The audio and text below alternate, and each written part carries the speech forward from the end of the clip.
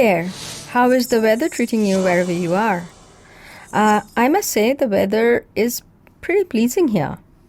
We had terrible hungover, cloudy, muggy weather for a few days, and then yesterday night it rained. So now it's back to sunny. So you're now tuning in to the 81st episode of the Audible Weed Walk podcast. This is Nina welcoming you from a cooler Oroville. Now, for those of you who do not know what a kiss technique is, which I have put it in the title, and before you think and assume something exotic, let me expand that for you. I am not a big fan of acronyms, but this one stuck to me since a professor had mentioned to our class years back. KISS refers to keep it simple, stupid.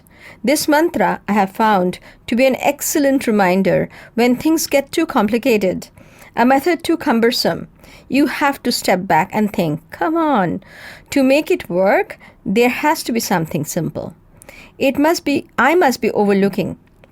So, what is a simple diet technique for health? Upfront, it seems complicated, right? With so many diet options. Actually, preparing for this podcast, I had found some unusual ones, the names of which I had never even heard of before. Then I found that a Good Housekeeping magazine had consulted some registered dietitian in 2021 and came up with the best diets for various purposes. That was helpful and also interesting for me to then follow up independently. According to that magazine, the best overall diet is a Mediterranean diet. Inspired by the diet of the people living around the Mediterranean Sea, it is primarily a plant-based diet, though it is not vegetarian or vegan, but has mostly whole grains, vegetables, legumes, fruits, nuts, seeds, herbs and spices, etc. It is actually very similar to what is designated as the most promising diet, which is the Nordic diet. Both include plenty of freshwater fish, root vegetables, fruits and whole grains, and limit the consumption of red meat, dairy, sugars and processed food. The main difference in Nordic diet and the Mediterranean diet is that the Nordic diet promotes rapeseed oil, which is also known as canola oil, instead of olive oil, which is the primary oil that is used in the Mediterranean diet. Then they have designated DASH diet for heart health. Honestly, I had no clue what DASH meant. Turned out DASH is an acronym. It stands for Dietary Approaches to Stop Hypertension. It is a diet designated to help treat or prevent high blood pressure, which also causes hypertension. The DASH diet includes foods that are rich in potassium, calcium, and magnesium. Remember, these are micronutrients available in many of our local foods, especially seasonally weedy greens. Those particular micronutrients help control blood pressure. Simultaneously, DASH limits food that are high in sodium, saturated fat, and added sugar. If you realize, other than slight emphasis on some micronutrients or a certain oil, they are, till now, whichever diet I had mentioned, they are pretty much similar to each other. I have a few more to go. Volumetrics diet. Apparently, this is the best one to lose weight. What is it? When you remove the frills around the write-ups, you will find the volumetric diet promotes high nutrient-dense food like fruits, vegetables, whole grains, and low-fat dairy, and seeks to avoid lower intake of high-energy-dense food. High-energy-dense food is, would be, red meat and things like that. And also unhealthy fats or sugars. Honestly, it didn't seem a whole lot different from the other diets, except that I found that there is an emphasis on perhaps to eat more hydrated food like soups. Otherwise, following all the do's and don'ts of the other diets, it's pretty much the same. Then the list included the best sustainable diets. Sustainable does not mean more environment friendly, but sustainable means that the one which one can stick to for a longer time. I realized reading about that perhaps I am a flexitarian. So what is it? If you are a flexitarian in your diet, you are primarily focusing on plant-based food, but with small amounts of mindfully chosen animal products. You can include, that is, otherwise, mostly vegan and occasionally vegetarian and sometimes omnivore. So that's a flexitarian. Now that we have looked at the dietitian recommended diets, we realize, of course, that they do not vary much from each other. They have some things in common: eating whole grains instead of processed food, eating cold-pressed oil instead of super refined ones, eating legumes, nuts, and greens that are rich in protein and micronutrients, and cutting out on the refined sugar and minimizing salt. But now, let's look at our own situation. Do you think that in India it would be healthy for you or the planet if we all stick to Mediterranean diet that needs extra virgin olive oil, or even the Nordic diet for the matter that focuses on rapeseed oil? Rapeseeds can grow in India more easily than olive oil, but still, a healthy diet for us individuals cannot be healthy if it is also not healthy for the planet.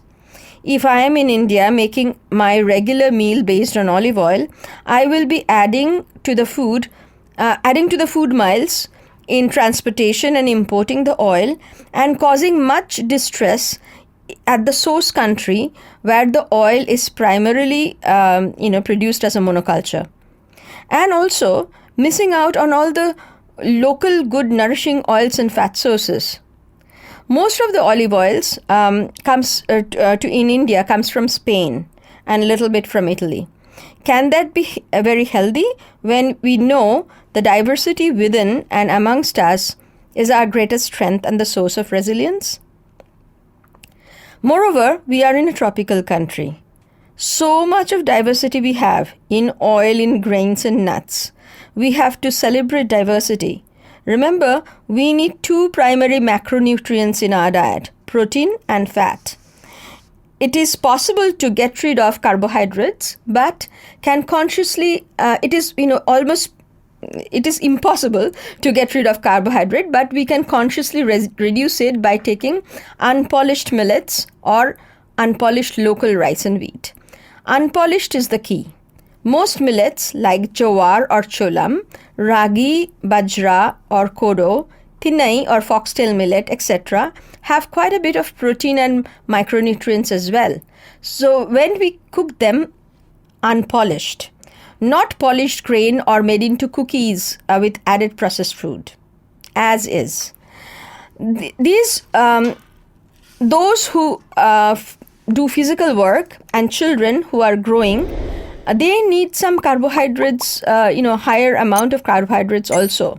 Otherwise, as I had mentioned in my last podcast, the liver itself can process fats to make glucose that gives us enough energy. So, of the three macronutrients, protein, fat, and carb, the last one is really not essential. For protein, one has to be careful. A protein has a chain of amino acids. Protein is a chain of amino acids connected to each other. If you can imagine, it's more like a garland. There are many amino acids, 20 plus, but 9 of them are considered essential. I'm not boring you with the names of those, but some say that lysine is the rarest in the vegetarian or vegan diet. But if you really look into it, lysine is present in fennel seeds, dehydrated banana, dehydrated apricots, fresh avocados, etc. Same with the others. In reading all about this, I really like a comment by somebody called David Jordan. He writes, if one is basing their diet heavily on one plant food, for example, soy or a certain kind of legume, one would likely to become deficient in one or more amino acids. It's recognized by the nutritional science today that if a vegetarian eats a variety of plant food, one is unlikely to become deficient in any specific amino acids because of the variety of food will provide all amino acids in sufficient amounts. I again emphasize on the variety, which is diversity. No, we do not need blueberries, strawberries, and olive oils in our diet. But good to have them too, why not? If locally and sustainably grown, better, but occasionally, even if it is coming from outside. We need to focus on the many, not all at once. Try not to put 20 greens in your salad or soup. 5 to 6 is enough. Sometimes maybe 15. For nuts, we do not need almonds or even cashews. Pumpkin seeds, watermelon, cucumber seeds are good too. And again, they add to the diversity. In discussing diet, I hear that mostly vegans, vegetarians, risk amino acid deficiency. It is not true at all. This happens when a diet is heavily depending on few items like potatoes, certain kind of fruits, including junk food. David Jordan echoes my opinion. Eat a variety of plant food and you should be fine. What then I thought will be the simplest food one can take that is wholesome with variety incorporated. It will give enough macronutrients and to our weedy seasonal and local greens and local and seasonal fruits that can provide the necessary micronutrients like iron, calcium, magnesium, potassium, etc. Each time I ask this question, I arrive at a Hindi song from the yesteryears, Dal Roti Khao Prabhu Ka Guna Gao, which translates to eat roti with lentils and praise the Lord. A perfect kiss technique. Yes, rice and dal or roti and dal can be the near complete food complemented with seasonal greens and good fat like good cold pressed local milled oil or peanuts or some other nuts. That will be wholesome. But dal varieties need to change or mix, and rice or roti needs to be made with whole unprocessed grains and millets. Peanuts, sesame, mustard, all can provide ample healthy fat depending on where we are located. Having said that, it is important to recognize that there is no one diet fits all. It is understood that plant-based diets are healthier for the self and the planet, and yet even that is not practical for everybody. If we take dal and rice, the quantity and the variety of lentils that one should take may not be affordable to all. So, non-plant sources such as meat, fish, eggs may remain more essential for many in getting enough of all amino acids than say other plant-based but vegetarian food like milk, curd and honey. Food isms are good, but they also need to realize that one option seldom suits everybody and should not, right? We are here to celebrate diversity. Also, if one option is truly sustainable, it needs to honor not just diversity, it needs to be ecologically friendly, socially just, and culturally conducive. We want people to find their own healthy and sustainable diet. That would be awesome. Don't you think so? I have not focused but highlighted in a few times that the role of wild, weedy, uncultivated green as a source of nutrition and micronutrient in all this. Don't miss that. Now let me quickly talk about weed walk.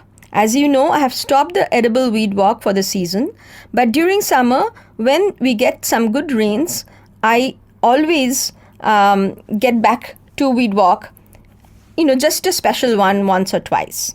So I will have a weed walk on Saturday, 21st May. You will find the announcement for it in my Insta, Facebook, or of course in our news and notes in Oronet. Sign up if you are interested. People do ask me why there is a contribution requirement. The walk itself is offered for free.